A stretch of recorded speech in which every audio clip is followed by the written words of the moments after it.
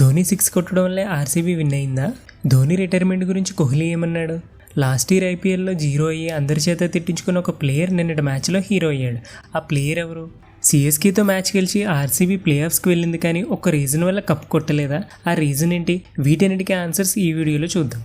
అన్నింటికంటే ముందు మే 18 శనివారం ఆర్సీబీ సిఎస్కే మధ్య జరిగిన మ్యాచ్లో ఒక ప్లేయర్ గురించి తప్పకుండా మాట్లాడుకోవాలి. అతనే Yash Dayal. Last year IPL సీజన్లో కోల్కతా గుజరాత్ మధ్య జరిగిన మ్యాచ్లో లాస్ట్ ఓవర్కి కోల్కతా 29 రన్స్ చేయాలి. క్రీజ్లో రింకు సింగ్ ఉన్నాడు. గుజరాత్ తరపున బౌలింగ్ చేసిన యష్ దయాల్ 5 బాల్స్లో 5 సిక్స్లు ఇచ్చి అందరి చేత తిట్టించుకున్నాడు. దీనివల్ల మానసికంగా కృంగిపోయి హాస్పిటల్లో కూడా దయాల్ జాయిన్ అయ్యాడు. దీంతో గుజరాత్ యష్ని టీం నుంచి తీసేసింది. అయితే ఆర్సీబీ మినీవేలంలో దయాల్పై నమ్మకం ఉంచి ఏకంగా 5 కోట్లకి తీసుకుంది.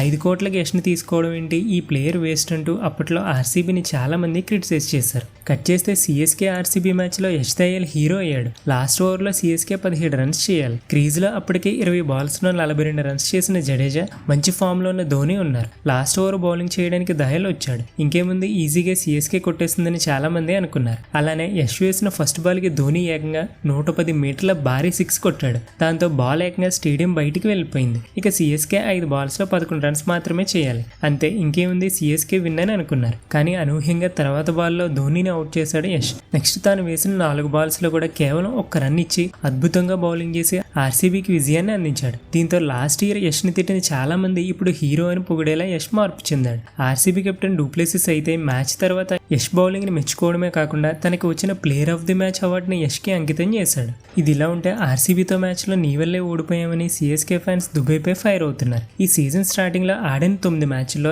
58 యావరేజ్ ఉండి 180కి పైనే స్ట్రైక్ రేట్ తో 350 రన్స్ చేసి అద్భుతమైన ఫామ్ లో ఉన్నాడు దుబై. దీంతో టీ20 వరల్డ్ కప్ సెలెక్ట్ చేస్తే తర్వాత నుంచి ఆడిన మ్యాచ్ల్లో 0-0, 21-18, సిఎస్కే ఆర్సీబీ మ్యాచ్లో అయితే 15 బాల్స్ కి కేవలం 7 రన్స్ మాత్రమే చేశాడు. దుబై కొంచెం బాగా ఆడి ఉంటే మ్యాచ్ గెలిచేవాళ్ళమని సిఎస్కే ఫ్యాన్స్ అంటున్నారు. అయితే రాబోయే టీ20 వరల్డ్ కప్ లో అయినా దుబై ఫామ్ లోకి వచ్చి బాగా ఆడాలని కోరుకుందాం. అయితే ధోని 6 కొట్టడం వల్ల మేము గెలిచామని RCB player Dinesh Karthik match తర్వాత డ్రెస్సింగ్ రూమ్ లో చెప్పాడు. 19వ ఓవర్ ఫస్ట్ బాల్ కి ధోని కొట్టిన 110 మీటర్ల 6 వల్ల బాల్ స్టేడియం బయటికి వెళ్లిపోయింది. దీంతో కొత్త బాల్ తీసుకోవాల్సి వచ్చింది. పాత బాల్ తడిగా ఉండడం వల్ల యష్ దయాల్ యార్కర్లు వేయడానికి ఇబ్బంది పడ్డాడు. కానీ కొత్త బాల్ రావడంతో గ్రిప్ దొరికి అనుకున్నట్టు స్లో బాల్ వేయడం వల్ల తర్వాతి బాల్కే ధోనిని అవుట్ చేయగలిగాడు. ఇలా ధోని కొట్టిన 6 మాకు ప్లస్ అయిందని దినేష్ కార్తిక్ అన్నాడు. ఇదిలా ఉంటే మ్యాచ్ కు ముందు ధోని గురించి కొన్ని ఇంట్రెస్టింగ్ కమెంట్స్ చేశాడు కోహ్లీ.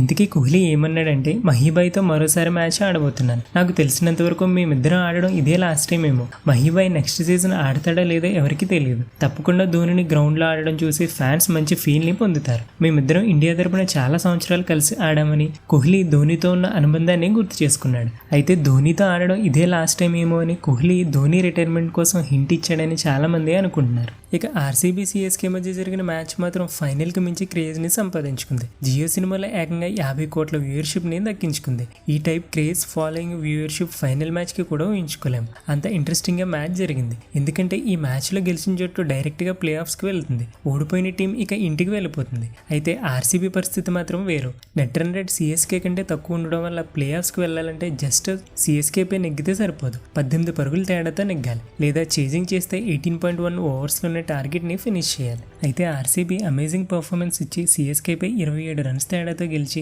ఎవ్వరూ ఊహించలేని విధంగా ప్లే ఆఫ్స్ లోకి దూసుకొచ్చింది.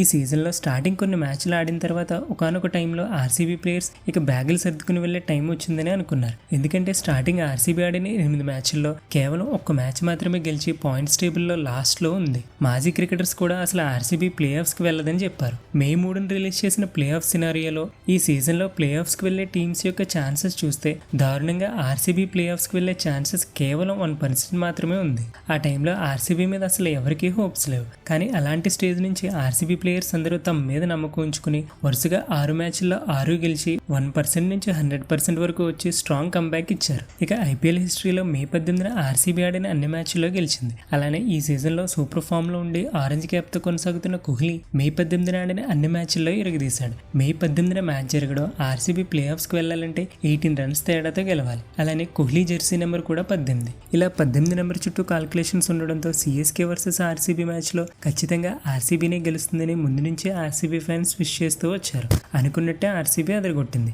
కోహ్లీ 162 స్ట్రైక్ రేట్తో 29 బాల్స్లోనే 47 రన్స్ చేశాడు. డూప్లెసిస్ 39 బాల్స్లో 54 క్రూషియల్ రన్స్ కొట్టాడు. మిగతా batsmen Patidar, green, Karthik, Maxwell తలో చెయ్యి వేసి 20 ఓవర్స్లో 218 భారీ రన్స్ చేశారు. ఇక ఈ సీజన్లో మ్యాక్స్వెల్ పర్ఫార్మెన్స్ అంతగా బాగాలేదు. కానీ నిన్న మ్యాచ్లో ఫస్ట్ బాల్కే గైక్వాడ్ను అవుట్ చేసి ఆర్సీబీకి మంచి ఆరంభాన్ని ఇచ్చాడు. అలానే బ్యాటింగ్లో హాఫ్ సెంచరీ చేసిన డూప్లెసిస్ ఫీల్డింగ్లో ఒక అమేజింగ్ క్యాచ్ పట్టాడు. సిరాజ్ బౌలింగ్లో శాంట్నర్ ఆడిన బాల్ని గాల్లోకి ఎగిరి బుర్రపాడు చేసే క్యాచ్ని డూప్లెసిస్ పట్టాడు. ఈ ఐపీఎల్ 2024 సీజన్ మొత్తంలోనే ఇది బెస్ట్ క్యాచ్ అయ్యే అవకాశం ఉంది.